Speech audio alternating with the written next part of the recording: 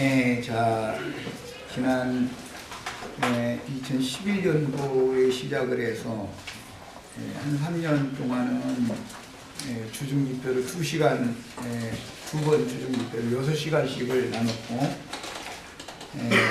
한 2년 동안은 지금 일요일 집회로 바꿔서 1시간씩 일주일에 2번씩 해서 이렇게 나눠서 횟수가 상당히 긴 기간 동안에 많은 말씀을 이제 나눴는데 오늘 창세기 말씀을 마감을 하게 됐습니다.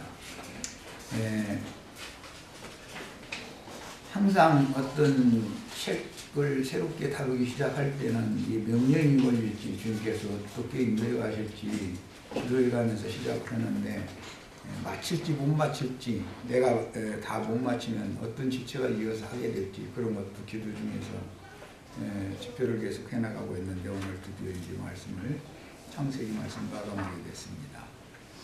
지난 시간에 이미 2시간 창세기 50장 말씀 나눴고 그 다음에 오늘은 15절부터 26절까지 읽고 여기 2달락 말씀을 같이 상기하도록 하겠습니다.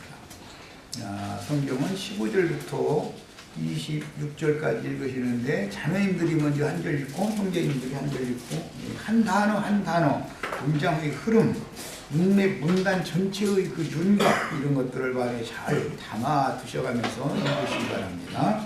자매님들이 먼저 한 절 읽습니다. 요셉의 형제들이 그들의 아버지가 죽었음을 보고 말하되 요셉이 혹시 우리를 미워하여 우리가 그에게 행한 모든 악을 다 갚지 않았느냐 하고 요셉에게 말을 전하여 이르되 당신의 아버지가 돌아가시기 전에 명령하여 이르시기를 너희는 다시 요셉에게 이르라 내 형들이 내게 아들을 떠났을지라도 이제 바라건대 그들의 허물과 죄를 용서하라 하셨나니 당신 아버지의 하나님의 종들인 우리 죄를 이제 용서하소서 하매 요셉이 그들이 그에게 하는 말을 들을 때 이렇더라. 그의 형들이 또 친히 와서 요셉의 앞에 엎드려 이르되 우리는 당신의 종들이니이다. 요셉이 그들에게 이르되 두려워하지 마소서 내가 하나님을 대신하리이까 당신들은 나를 헤아려 하였으나 하나님은 그것을 소원으로 바꾸사 오늘과 같이 많은 백성의 생명을 구원하게 하시려 하셨나니 당신들은 두려워하지 마소서 내가 당신들과 당신들의 자녀를 기르리이다 하고 그들을 강력한 말로 위로하였더라. 요셉이 그의 아버지의 가족과 함께 애굽에 거주하여 110세를 살며 에브라임의 자손 3대를 왔으며 문하세의 아들 아벨의 아들들도 요셉의 유다에서 양육되었더라. 요셉이 그의 형제들에게 이르되 나는 죽을 것이나 하나님이 당신들을 돌보시고 당신들을 이 땅에서 인도하여 내사 아브라함과 이삭과 야곱에게 맹세하신 땅에 이르게 하시리라. 요셉이 또 이스라엘 자손에게 맹세시켜 이르기를 하나님이 반드시 당신을 도우시니 당신들은 여기서 내 해골을 메고 올라가겠다 하였더라. 요셉이 110세의 죽음에 그들이 몸을 넣고 애굽에서 입관하였더라. 아멘. 그들이 그의 몸에 참계류를 넣고 애굽에서 입관하였더라. 2달락 말씀을 읽었지만 오전 2시간 오전 2시간 동안에 이 말씀을 다 나누기는 어려울 것 같고 나갈 수 있는 만큼 말씀을 나누겠습니다. 어쨌든 문맥은 이제 연결성이 있으니까 잘 전체의 흐름을 윤곽을 잡으시길 바랍니다. 오늘 나누고자 하는 말씀은 많은 항목들을 여기서 다 다뤄야 되지만 가장 중요한 것은 18절에 그 형들이 또 친히 와서 요셉의 앞에 엎드려 이르되 여기 엎드려 이르되 이 말이 핵심이라고 할 수가 있습니다. 이 말씀은 창세기 37장에서 요셉이 꾼 2번의 꿈이 이렇게 이루어졌다. 이것을 지금 말한 것입니다. 요셉이 첫 번째는 곡식 단을 거두는 추수에 관한 꿈을 꾸었고 추수된 영혼들이 하늘의 별들이 되어서 하나님 나라를 이루는 것. 두 번째는 그 꿈을 꾸었습니다. 그런데 두 번 다 요셉의 단에 와서 형들이 절을 했고 요셉의 별에게 형들이 똑같은 별들이지만 요셉의 별에게 형들의 별들이 절을 했다. 그것은 이제 이상이었습니다. 꿈이니까. 그런데 요셉의 그 생애 동안에 말씀이 이와 같이 이루어졌다. 이제 그런 얘기예요. 오늘 우리 형제 자매님들도 성경 전권에 모두가 다 마무리하는 말씀에 보면 다 계시록 20장 말씀을 다 좋아하고 그리스도로 더불어 제사장이 되어 1000년 동안 왕노릇하는 사람들이 있고 믿은 사람들이지만 첫째 부활에 담대하지 못한 자들은 천년이 차기까지는 다시 살아나지 못한다. 그리고 이기는 자들은 영원토록 하나님의 얼굴을 보면서 그 앞에서 하나님을 섬기게 된다. 이제 이런 말씀으로 계시록의 결론을 내리고 있는데 그 의미를 우리들은 너무 많은 가르침을 받았기 때문에 다 그것을 사모하지만 그렇게 만들어지는 과정이 이 생에서 다 일단 이루어져야만 사후세계에 가서도 이 일이 하나님 나라에서 완성적으로 이루어지는 것이다. 이런 이상이 마음속에 다 깨달아지셔야 되겠고 오늘 나누고자 하는 말씀이 나의 구원의 말씀, 내가 하나님 나라의 백성이 되는 것을 추구하는 것보다도 더 나아가서 하나님 나라의 그 왕족들이 되어져서 더 넓은 많은 영역을 다스릴 수 있는 그런 높은 수준에 이르도록 구원을 완성하는 그런 축복의 말씀으로 받으시길 바랍니다. 이해를 돕기 위해서 자료를 해드렸어요. 이것은 이미 오늘 창세기 마무리 말씀을 나누는 날이었고 오늘 또 창세기 마무리 말씀까지 있는 창세기 12권을 인쇄해 놨으니까 이따 다 한 권씩 사가지고 가셔서 성경을 전체를 이해하는 그런 신앙의 폭이 그 영역이 넓어지실 수 있도록 도움을 받으시길 바랍니다. 창세기 강의 책에 있는 내용을 지금 우리 지혜들한테는 다 해드린 거예요. 자, 인용한 말씀을 봅니다. 창세기 4장 14절로 15절에 주께서 오늘, 이것은 가인이 하나님 앞에서 쫓겨나면서 하는 말이죠. 이 지면에서 나를 쫓아내시온즉 내가 주의 낯을 배우지 못하리니 내가 땅에서 피하며 유리하는 자가 될지라 무릇 나를 만나는 자마다 나를 죽이겠나이다. 사람의 말이라면 이게 성경에 나올 리가 없지요.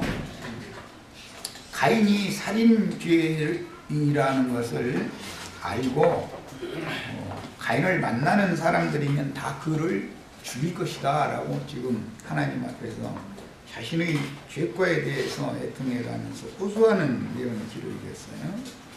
사람은 남을 죽이면 자기도 당연히 죽임을 당한다라는 그런 법이 마음속에 양심 속에 새겨져 있다는 것을 알 수가 있는 것이죠. 여호와께서 그에게 이르시되 그렇지 아니하다. 너는 살인을 했지만 다른 사람에 의해서 네가 또 그렇게 보복을 당하는 일은 없을 것이다 라고 지금 위로의 말씀을 해주시는 내용이죠. 가인을 죽이는 자는 벌을 7배나 받으리라 하시고 가인에게 표를 주사 그를 만나는 모든 사람에게서 죽임을 면하게 하시리라. 잘 아시는 것처럼 가인이 받은 이 표는 구원의 표지요.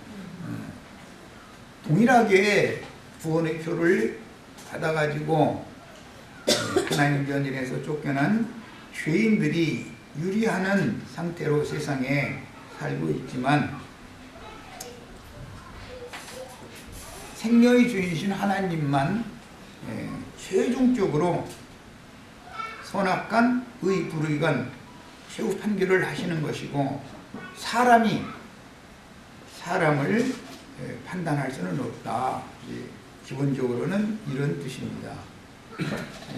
계시록 13장에 보면 짐승의 표 이야기가 나오고 주님의 새 이름을 이마에 표시로 기록해 주시는 내용이 나옵니다. 그래서 성령의 인침을 받았느냐, 마귀, 악령의 인침을 받았느냐에 따라서 죽고 사는 것이 이제 최후로 결정이 되는데, 그 판단은 하나님이나 하는 것이지 사람의 어떤 행위를 가지고 이 생에서 함부로 사람을 또 오국하거나 죽이고 그렇게는 할 수 없다라고 하셨다는 것이죠. 이 말씀이 이제 뒤에 노아의 때에 보면 물은 구원하는 표다 이렇게 됐죠. 그런데 어떠한 물을 마시면 멸망하는 표가 될 수가 있죠. 누구에게 어떠한 영을 구원받으면 죽을 수도 있고 살 수도 있다. 성경은 계속 그 얘기를 하는 거예요. 이게 이제 구원의 표, 뭐 짐승의 표 이런 얘기가 나오면 시작에서부터 근원에서부터 말하고자 하는 의도를 이해를 해야지, 무슨 뭐 베리칩을 어디다 넣느니 뭐 이런 식으로 나가면 이건 정말 사람들 가르치기가 어렵죠. 이렇게 어리석은 그런 사람들한테 속아 넘어가셔는 안 되겠어요.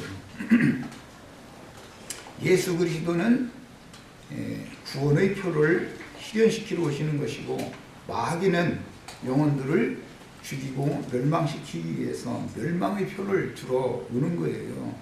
그러니까 마귀의 사자가 있고, 즉 사탄의 사자가 있고, 그리스도께서 보내신 기름 부음을 통해서 세워서 보내신 그리스도의 종들이 있다. 누구한테 어떤 말씀을 가르침 받아야 내 영혼이 살아날 것이냐. 죽을 수밖에 없는 죄인이지만 살아나는 이야기를 지금 말하고자 하는 거예요. 우리는 모두가 다 근원적으로 혈과 육에 속했으니까 흑사람 아담의 장자인 혈육을 입은 죄인으로 이 세상에 보냄을 받았기 때문에 다 내가 살인한 적이 없지만 살인할 수 있는 유전인자가 근본적으로 다 혈기와 각색 육체의 정욕들 속에 유전되고 있다는 것을 기본적으로 아셔야 됩니다. 상황이 그런 상황이 안 와서 그러지, 어떤 사람이 살인했다고 함부로 우리가 남을 재판하기는 쉽지만, 내 자신이 그런 똑같은 상황이 오면 나도 능히 그 사람과 똑같은 짓을 하고도 남는다 라는 것을 반드시 먼저 생각을 하셔야 됩니다. 그 다음에 창세기 4장 23절로 24절 인용해 드렸습니다. 라멕이 아내들에게 이르되 아다와 실라여 내 목소리를 들으라. 라멕의 아내들이여 내 말을 들으라. 나의 상처로 말미암아 내가 사람을 죽였고 나의 상함으로 말미암아 소년을 죽였도다. 이 말은 가인에게 맡기신 구원의 표를 이 사람이 자기가 심판자가 되어져 가지고 자기가 집행한 것이지요.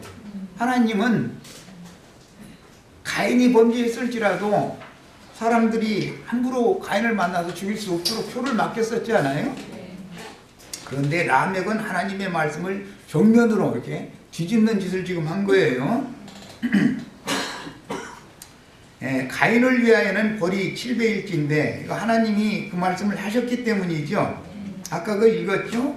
4장 15절에 가인을 죽이는 자는 벌이 7배를 받으리라 라고 하나님이 구원의 표를 맡겨가면서 그 말씀을 하셨는데, 이 사람은 지금 라멕이라는 사람은 하나님보다도 보복을 그냥 훨씬 더 강하게 한다.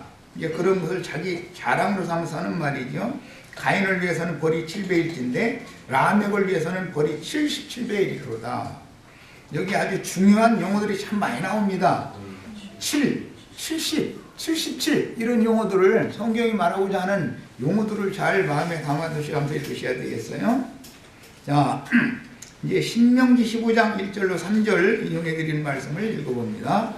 매 7년 끝에는 연제하라.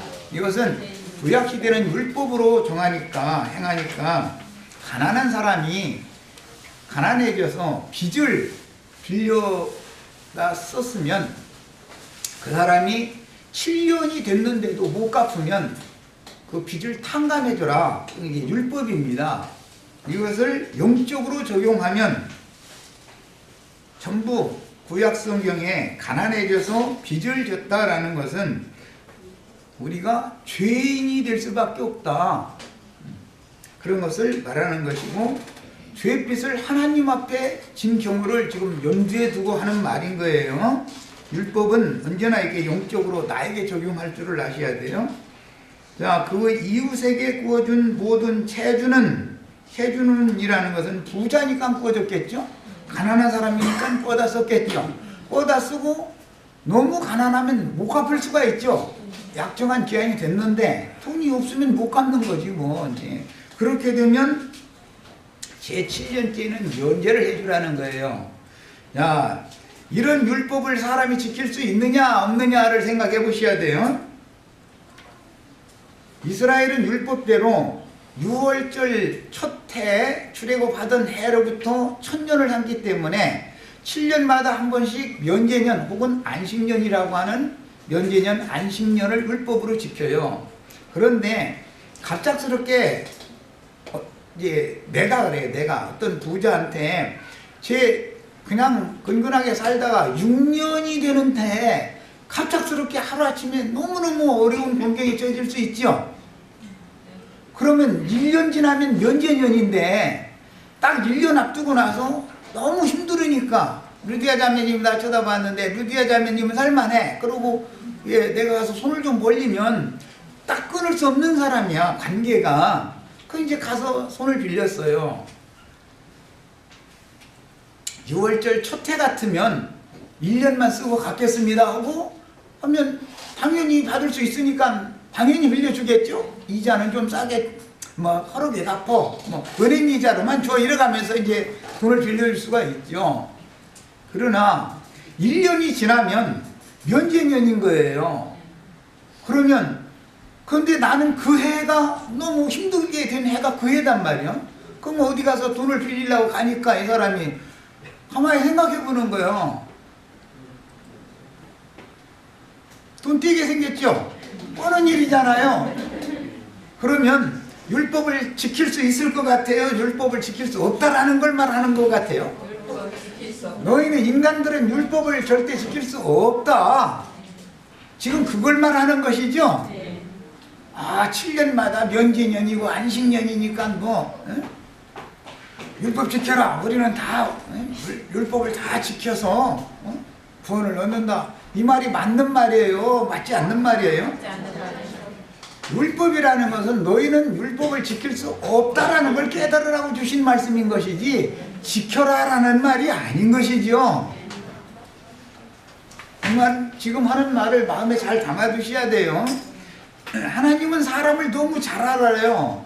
그러면서 할 수 없는 말을 자꾸 하라고 그냥 주는 거예요. 그럼 사람들은 뭣도 모르고 우리가 다 준행하겠나이다 이러고 대답을 너무 쉽게 버리는 거예요. 이것이 인간이라는 거예요. 그런데 상황이 오면 못하죠. 못하는 거예요. 그러니까 율법 말씀을 우리가 성경을 읽을 때 뭐라고 해야 되겠어요? 나로서는 할 수 없는데 하나님만이 하실 수 있는 법을 맡기셨으니까 하나님이 오셔서 나를 통해서 당신이 행하시옵소서. 당신이 선하시는 대로 선이 여기시는 대로 행하시옵소서. 이렇게 자백을 하라. 그래가면서 은혜를 구해라 그 말이지 율법을 지키라는 말이 아니란 말이에요. 지킬 수 없습니다. 우리는. 이해하셨죠? 자, 그 형제에게는 독촉하지 말고 이방인에게는 독촉해라 그랬어요. 그러니까 문자대로 한다면 유대인들한테는 돈을 빌려줘도 못 받는 거예요. 자기 동족들한테는. 그러니까 자기 동족들한테 빚을 주려고 하겠어요? 안 주려고 하겠어요? 안 줘요. 이방인들이 오면 빚을 빌려주겠어요? 안 빌려주겠어요? 빌려주는 거예요. 왜? 이방인들한테 이자를 받아도 독촉해도 되니까. 오늘날은 길거리 이렇게 가다 보면 떼인 돈 받아줍니다. 광고 보셨죠? 그 깡패들 고용하는 회사잖아요. 돈 장사하는 사람들이. 절대 빚지시면 안 돼. 우리 형제 자매들은 내가 그냥 계속해서 말하는 바예요. 빚 한 번 지면 절대 벗어날 수 없어요. 우리 같은 사람은 그렇다고 우리가 사기를 칠 거예요? 강도질을 할 거예요? 어떻게 할 거예요? 지혜롭게 사셔야 돼요. 그런 사람들을 손에 한번 맡겨지면 살 수 없어요. 자살해야지. 자살하는 게 낫다는 거예요. 그런 일 절대 당하시면 안 되겠어요. 세상사가 이런 것처럼 우리가 하나님 앞에 죄빛을 진 나의 영혼의 상태를 지금 말하고자 하는 거기 때문에 사탄을 통해서 빛받아와라 라고 하나님이 나에게 보내시면 나는 어떻게 해야 돼요? 자살할 수밖에 없어요. 그 사람한테 잡혀서 끌려가면 어차피 죽을 건데 내놓을 돈은 없고 안 내놓는다고 계속 어렵게 만들면 어떻게 살겠어요? 차라리 생목숨이라도 끊는 게 좀 낫지. 이런 것은 지금 성경이 말하는 복음을 말하고자 한다 이거예요. 그래서 신약 성경에 부자와 거지 나사로 얘기를 그래서 아주 대표적으로 말씀하신 거예요. 의미를 잘 이해하셔야 돼요. 하나님에 대해서는 가난하면서 세상에 대하여는 부한 자들이 있고 세상에서는 가난하지만 하나님에 대하여 부한 자가 있다. 누가 복을 받을 사람이냐 지금 그걸 말하고자 하는 거예요. 그래서 면제년이라고 하는 율법이나 면제년 7년이 7번 지나가고 그 첫 해는 희년이라고 그러죠. 면제년이 7번 지나가면 희년이라고 그래요. 50번째 해. 희년에는 이자만 탕감해주는 정도가 아니에요. 뒷독촉으로 안고 그냥 1년 봐주는 이런 정도가 아니에요. 그때는 그냥 다 원위치 시키는 거예요. 전투를 팔았으면 전투를 그냥 값없이 물려줘야 돼요. 도로 찾아가게 해줘야 돼요. 집을 팔았으면 집을 값없이 도로 줘야 돼요.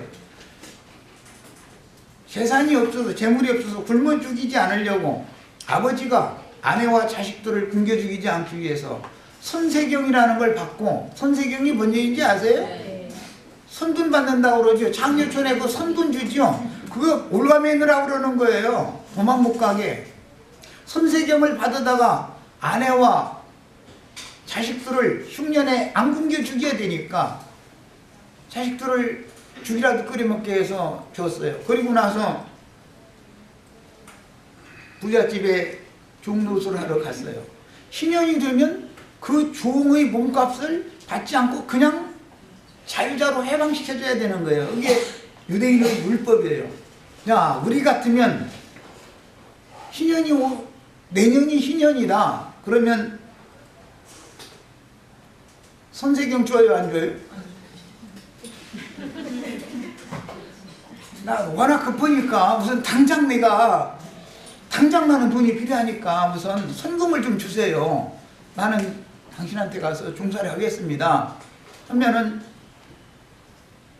내년이 희년이다 그러면 선세경도 안 줘.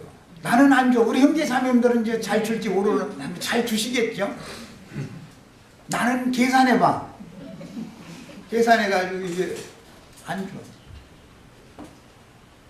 그러니까 희년율법을 지킬 수 있다는 거예요, 없다는 거예요? 인간은 그게 안 되는 거라는 것을 지금 말하는 거예요. 성경이라는 건 전부. 네. 계산부터 뭐거든 이게 계산이 나오는. 계산이 뻔하잖아. 몇 달 지나면은 희년인데 선금 달라고 그러면은 주면 그거 못 받고 그냥 예를 들어서 몇 년 종살이를 부려먹어야 되는데 불과 1년 하면 그냥 50년 것을 줘버리고 나서는 한다고 자유자로 내보내줘야 된다고 나만 손해나게? 나는 안 해. 나도 계산이 있어서 산수는 나도 할 줄 알으니까 그거 나는 그렇게는 안 해. 이런 율법이 유대인들에게 주어졌을 때 유대인들은 율법의 의미를 너무 몰랐다 이거야. 오늘날 기독교계 사람들이 똑같은 성경을 읽어도 지금 이것이 뭘 말하고자 하는지에 대해서 모른다 이런 말이야. 우리가 우리에게 죄 지은 자를 사해 준 것 같이 우리의 죄를 사해 주시고 기도 이렇게 하라고 가르쳐 주셨죠. 우리 형제 자매님들 누구를 무언 죄를 얼마나 용서해 줬어요? 용서해 주는 사실 있으면 한번 나한테 한번 한번 간증 좀 한번 해보시오. 누가 나한테 얼마나 큰 죄를 졌는데 내가 그 사람을 어떻게 용서해 줬는지. 그러면 구약 성경만이 문제가 아니라 신약 성경도 율법으로 읽으면 내 영혼을 죽이는 말씀이 되죠. 왜? 내가 남을 용서해 준 근거가 없으면 내 죄도 하나님 용서 안 해준다는 말이니까. 그렇죠? 우리가 우리에게 죄 지은 자를 용서해 준 것과 같이 나의 죄를 용서해 주세요 이렇게 기도하라는 거잖아요. 그렇게 기도할 자신 있는 분 손 들어보시 한번. 아무도 손 못 드는 거 보니까 양심이 다 살아있구만. 성경이 말하는 의도를 정확하게 알라고 이걸 내가 지적하는 거예요. 지금 창세기 50장이 말하고자 하는 의미를 정확하게 파악해라 그런 말이에요. 성경은 모두 구속사에 대해서 기록하는 거예요. 우리가 하나님 앞에 구원을 받은 것은 나의 선행이나 의로운 행위로 말미암은 것이 아니라 값없는 그리스도의 은혜로 된 것인 것을 믿어야 된단 말이야. 이게 그렇게 쉬운 말이 아닙니다. 사람들은 너무 이것을 쉽게 생각해요. 값없는 은혜로 구원을 받았다. 너무 쉽게 생각해요. 그러나 내가 하나님 앞에 나의 죄악된 것들, 흠결들, 오늘 말씀에서는 허물과 죄를 용서하라 하셨나니 이랬는데 나의 허물과 범과한 죄과가 하나님 앞에 용서받는 근거는 내가 남을 위해서 무슨 선을 행했거나 의를 행해서 된 게 아니다라는 것을 알아야 된단 말이야. 사람은 선을 행하거나 의를 행할 수 있는 존재가 근원적으로 아니다 그 말이에요. 성경이라는 건 여기에서 시작하는 거예요. 모두가 이 말이 이해가 안 되면 창세기 1장 시작해서부터 50장까지 오늘 지금 5년여를 해오고 있는데 말하고자 하는 의도를 이해를 못한 사람이 된다 그런 말이에요. 더 읽어나갑니다. 자, 이 해는 자유를 공포하라. 이 해는 이년이에요. 너희에게 신년이니 너희는 각각 자기의 소유지로 돌아가며 각각 자기의 가족에게로 돌아갈지며. 여기 전부 돌아간다는 얘기를 굉장히 중요하게 마음에 새겨두셔야 돼요. 그 50년째 해는 너의 신년이니 너희는 파종하지 말며 스스로 난 것을 거두지 말며 가꾸지 아니한 포도를 거두지 말라. 파종하지 말라라는 것은 세상적인 표현으로 하자면 생땅 파지 말라. 되지도 않는지 설지도 말라. 하나님이 꽁으로 농사해 놓은 건데 왜 네가 도둑질해 가냐? 지금 그 말이죠. 하나님이 꽁으로 농사했다는 게 하나님의 은혜로나 너는 구원을 받는 것이지 네가 수고해서 된 게 아무것도 없다. 지금 그 얘기 말하는 거 아니겠어요? 신년이라는 거는 그렇단 말이에요. 하나님의 지금 천국 농사를 말하는 거예요. 요셉의 꿈이 실현되는 것은 곡식단 거두는 것이 첫 번째 꿈이었었어요. 곡식단이 거두어지면 하늘나라로 가는 거기 때문에 하나님 나라로 가는 거기 때문에 별들의 세계로 간 것으로 상징이 됐기 때문에 두 번째는 승천을 했단 말이에요. 그것을 상징했기 때문에 땅에서 천국 농작물로 농사가 되어져서 추수가 되어지면 그 곡식단은 하늘로 간 거예요. 그래서 해, 달, 별 얘기로 두 번째 꿈에서는 이제 결론을 내린 거예요. 오늘 야곱이 가나안 땅 장기에 묻혔고 요셉이 가나안 땅 장기에 묻히는 이야기로 이제 이어지는 말씀인데 요셉은 애굽에서 입관되었다. 흔히 애굽이라는 나라는 부활을 믿었기 때문에 그 나라는 미라 만든다는 얘기 많이 보셨죠? 미라 만드는 거 향품을 넣어가지고 미라를 만들었어요. 이게 요셉도 애굽의 바로와 똑같은 대우를 받은 것이죠. 미라로 만들어서 보관을 했던 것이죠. 다니엘서 이제 레위기 25장 더 읽었구나. 희년 이야기. 이는 희년이니 너희에게 거룩함이니라. 너희는 밭의 소출을 먹으리라. 이 희년에는 너희가 각기 자기의 소유지로 돌아갈지라. 돌아가는 얘기가 계속 나왔어요. 이 이야기는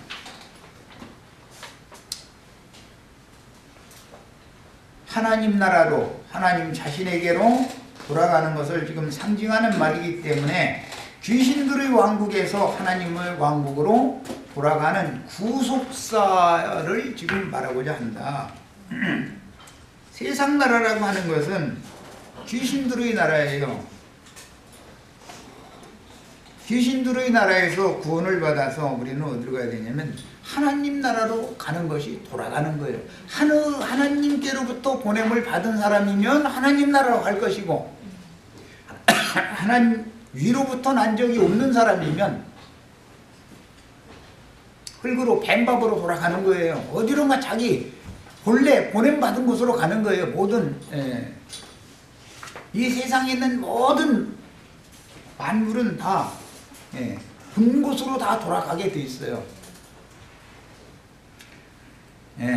이 말씀은 이게 율법이고, 이것을 선지서들을 통해서 이스라엘 역사에 이것이 이제 역사상에 실현된 것을 선지서를 통해서 구속사에 적용하는 말씀을 보면 70일에라는 말, 다니엘 9장에 보면 70일의 얘기가 나오죠.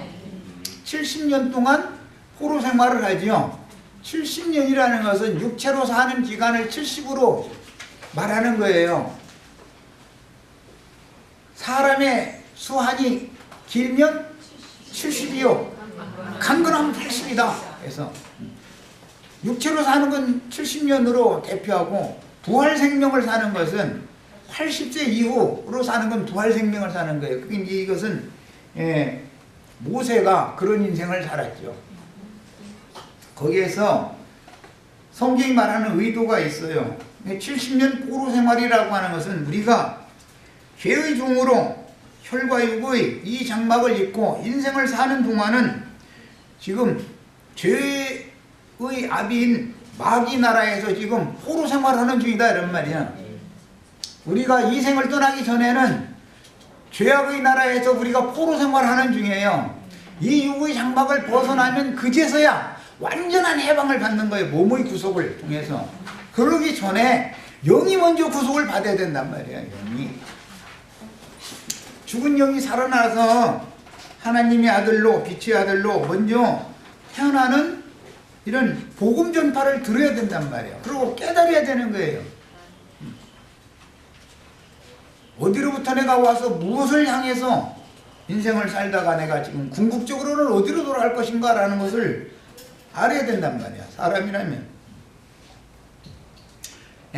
이 말씀을 이제 역사상에는 바벨론 포로 70년으로 역사가 이루어졌는데, 이 사실을 영적으로 계속해서 계시해 준 말씀이 다니엘 9장에 나옵니다. 거기 읽어봅니다. 23절로 27절. 곧 네가 기도를 시작할 즈음에, 이 기도 시작한 것이 70년이 다 차지 않았습니까? 이 백성들을 이제는 바벨론에서 해방시켜서 예루살렘과 본토로 돌아오게 해주셔야 되지 않습니까? 하고 기도했죠. 그런데 거기에 대한 기도 응답이 지금 다니엘에게 계시가 된 거예요. 가브리엘 천사를 통해서.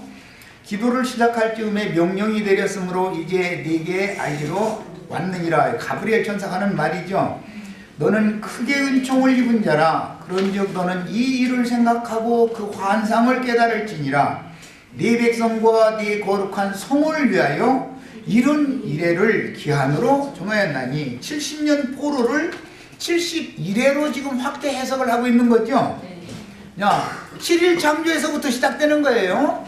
7일 창조, 낮과 밤이 교차하는 것이 6일이죠. 하고 그 다음에 7일 창조가 7절기가 되고, 그 다음에 7.7절 절기는 7절기 중에 중심이죠. 7.7절이라는 절기 아시죠? 오순절이라고 그래요. 수장절이라고 그러고, 그 다음에 초막절이라고도 그래요. 이제 이어지기 때문에 절기가. 그 다음에 77절 다음에 지금 말하는 70년 포로 생활에서 해방되는 것을 영적 적용을 할 때는 71회로 적용을 한단 말이에요. 그래서 7일, 7절기, 77절, 희년, 그 다음에 70일에 이렇게 확대 해석이 자꾸 된다. 그런데 오늘 다니엘 9장은 71회에 대해서 지금 계시하고 있어요.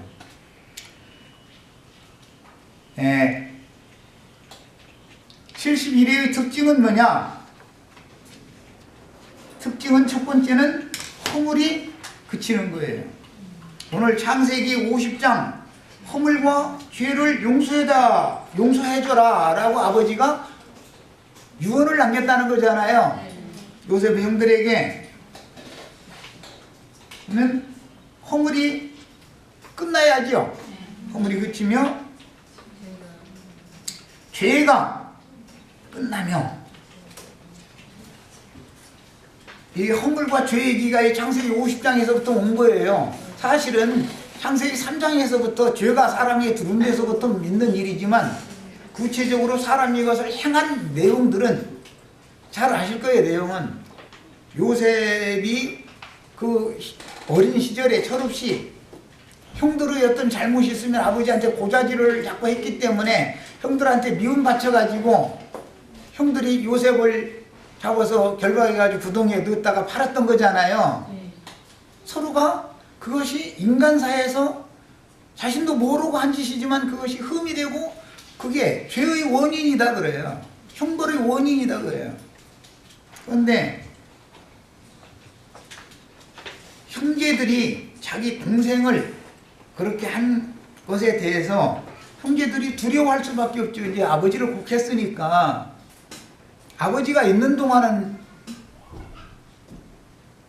아무리 요셉이라 해도 형제들을 해코지할 수는 없잖아요. 아버지가 살아계신데. 그런데 이제 아버지를 출산을 치르고 돌아오면서 보니까 큰일 났단 말이에요. 지금 상황을 보니까. 그래서 아버지가 유언하시고 이렇게 유언하시고 돌아가셨습니다 하고 동생한테 얘기를 하는데 동생이 그 얘기를 듣고서는 울었다는 거잖아요. 이 말씀 읽으면 다 감동하죠. 다 요셉이 울었다. 그런데 그것은 무엇과 관계 있느냐? 허물과 죄에 관련되는 얘기다 그래요. 전체가 다. 자, 그래서 허물이 그치며 죄가 끝나며 죄악이 용서되며 영원한 의가 드러나며 환상과 예언이 응하며 또 지극히 거룩한 이가 기름 부음을 받는 것, 이것이 70일의 기한을 정한 말씀이 영적으로 이렇게 적용된다 그런 말이야. 야, 이 일을 위하여 오실 분이 예수님이죠. 이 모든 말씀을 이루러 오시는 거 예수님이. 이것은 70년 포로 귀환 예언의 적용과 하나님의 경륜에 대해서 지금 말씀을 다니엘서에서 예언적으로 한 말이에요. 그러므로 너는 깨달아 알지니라. 다니엘만 깨달아서 되는 게 아니라 오늘 우리가 이 말씀을 깨달아야죠. 어디에서 긴된 말인 것부터 알아야 되잖아요. 창세기 1장에서부터 쭉 시작된 말이죠. 그래서 창세기 50장의 모든 결론 말씀을 영적으로 지금 적용하는 거예요. 창세기 50장에 이 형제들의 아버지인 야곱이 애굽에서 죽었을 때 애굽에서 얼마 동안 애국을 했어요? 70일을 애국을 했죠. 70일. 상여를 메고 가나안 땅에 올라갔을 때 애국을 다시 하죠. 며칠을 또 애국을 했어요? 7일을 애국을 했어요. 그래서 71회라는 말이 이렇게 모든 근거를 가지고 성경은 말하는 거예요. 그럼 그 말이 창세기 50장에만 있는 게 아니죠. 앞에 우리가 읽었던 라멕이 되겠죠.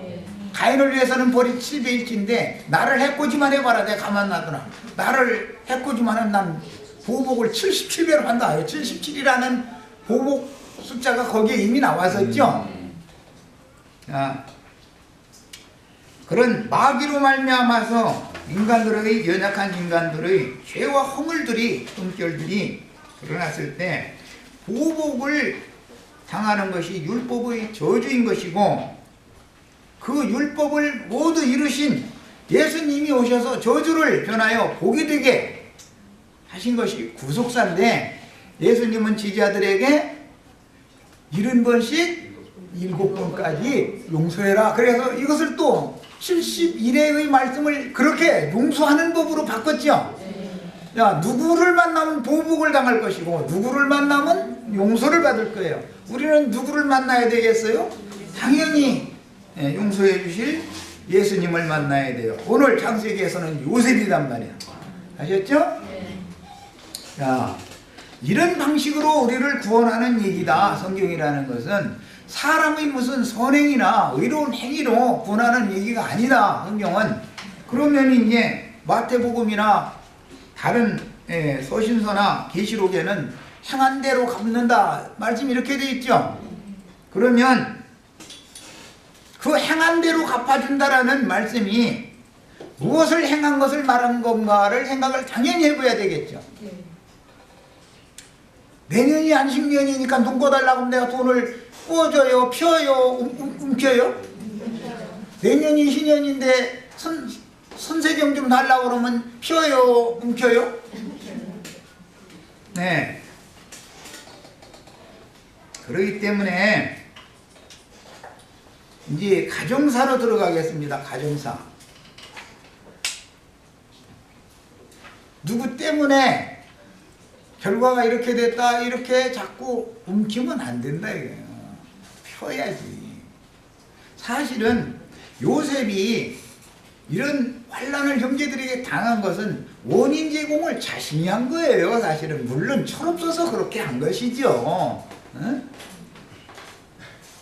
괜히 미움받친 게 아니잖아. 형들이 괜히 미워한 게 아니잖아요. 형들이 무슨 잘못만 있으면 아버지한테 가서 일러 바쳤다는 거예요. 고해 바쳤다는 거예요. 그러니까 그것도 한두 번이지 여러 번 그것을 당하고 나니까 형들이 미움이 쌓인 것이죠. 거기다 대고 말이라도 이쁜 소리 해야 되는데 꿈 얘기해가면서 형님들의 곡식단 내 곡식단한테 절온다 그래서 형님들의 별오고 내 별 앞에서 다 절오더라고 이래서 하니까 그 아이도 속에서 말이 안 된대. 말도 안 예쁘게 하네 거기다 대고. 그래서 사실 이렇게 당한 것인데 요셉은 자기에게 계시되었던 그 2번의 꿈을 이루기 위해서 내가 그렇게 철없는 짓을 했고 형님들은 또 나를 그것을 용납하고 받아주지를 못하고 그것을 미움으로 분으로 갚았다. 그러나 우리 아버지가 그렇게 말씀을 하시기 전에 나는 형님들과 원하는 관계 맺은 게 사실은 다 풀어서 없다. 지금 그 얘기한 거예요. 이해하셨죠? 이것이 구원입니다.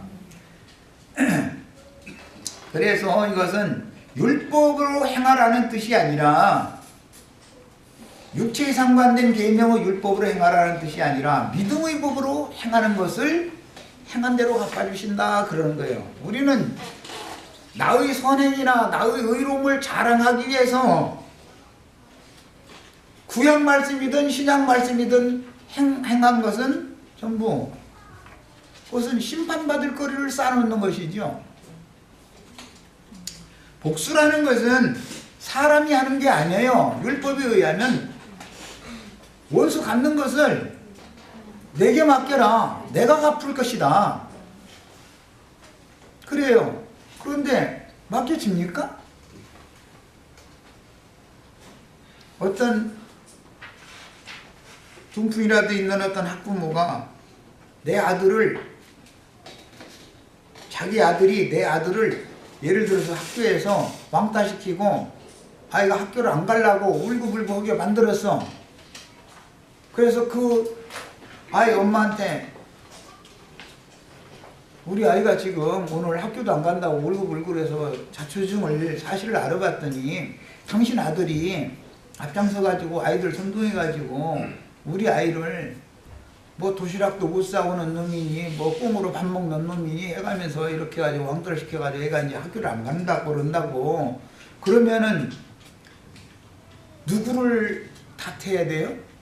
자기 자신을 탓해야 돼. 그 전화를 받은 왕따 시키는데 선동을 한 아들을 둔 엄마는 자기 자신을 탓해야 되는 거예요. 자기가 교육을 잘못 가르친 거예요. 자기 자식을. 자기 자식 오면은 당장 손 끌고 와서 상대방 아이 엄마한테 무릎 꿇리고 잘못했다고 뉘우치고 다시는 그런 짓을 않겠다고 하도록 이걸 만들어야 되는데, 그러니까 세상 똑바로 살아야지 이제 이렇게 나오는 거예요. 내가 오늘날 이렇게 사는 것이 내가 놀고 이렇게 된 줄 아느냐고. 나도 다 잠 안 자고 노력한 결과에 지금 이렇게 된 것이지. 당신 말이야 똑바로 살아 뭐 이렇게 나가버렸어. 예를 들어서 그러면 그 사람 용서가 돼야 안 돼요? 그 아이 용서가 돼야 안 돼요? 내 자식 안 아끼는 사람은 어디가 있어. 나한테 요구하는 거는 상관없어. 그런데 자식한테까지 그렇게 하면은 이것은 뒤집어지는 것이죠. 그 안 뒤집어지면 부모도 아니고 또 안 뒤집어지면 그 부모겠어요? 그럼 이제 어떻게 해요? 학교로 가는 거예요. 교장 선생님 나오라고 그래. 이러고 담임 선생님은 상대도 안 된다는 거야. 교장 선생님이 무슨 그 학교 전체 모든 학부모들 상대해서 날마다 그런 거나 해결하는 선생님이야? 인간들이 다 그렇게 덜 떨어졌다 이거예요. 나부터도. 그런 모든 것을 주님께 맡겨지느냐 하면 그게 사람은 안 되는 거다. 무슨 분이 막 차고 살 수가 없는데 어떻게 막 숨을 못 쉬게 생겼는데 숨이 쉬어져요 그게? 조금 누워있으면 막 가슴이 막 답답해지고 막 훌쩍 일어나서 막 찬물 마시고 해도 또 조금 누워있으면 또 막 가슴이 차오르고 열이 막 차오르는 거예요. 속에서 이 심장에서 막 열이 막 끌어오르는 거예요. 그거 그냥 놔두면 죽지요. 잘못하다가는 숨 막히지요. 그러니까 이거를 그냥 자기가 와서 해결을 하려고 하는 거예요. 그러나 하나님 말씀에 의하면 원수 갚는 것은 나한테 맡겨라. 그러니 이거 참 그게 되더냐고요. 그런 말씀들을 너무 우리들이 쉽게 생각하기 때문에 내가 이걸 지적을 하는 거예요. 못 맡깁니다. 주님. 난 아무리 지금 맡길라 해도 이게 지금 심장에서 열이 차올라가지고 내가 숨이 막히는데 나 어떻게 해야 오느냐고. 나 가서 그놈 자꾸 씨앗대기라도 한번 후려 갈기고 교장 선생님한테 가서 우리 아이 전학시켜달라고 말이요. 생때라도 부리고 담임 선생님 무릎 꿇려가지고 똑바로 하라고. 당신들은 자식 없느냐고. 내 자식 이렇게 피눈물 나게 했으니까 너희 자식들 잘 되나 보자고 한번 가서 퍼붓고 싶지. 그게 참아집니까? 사람이 이런 것 보고 인간은 극사람이라는 건 부서지기 쉬운 질그릇, 약한 그릇이다 그래요. 그러니까 하나님의 말씀을 구약 말씀이든 신약 말씀이든 육체에 상관된 율법 말씀으로 받으면 남도 죽이고 나도 죽고 다 죽게 돼 있는 것이지 사람은 절대 하나님 말씀을 지킬 수 없다라는 것부터 먼저 생각을 하셔야 되겠습니다. 첫 시간이 돼서 여기까지 하고 왔습니다.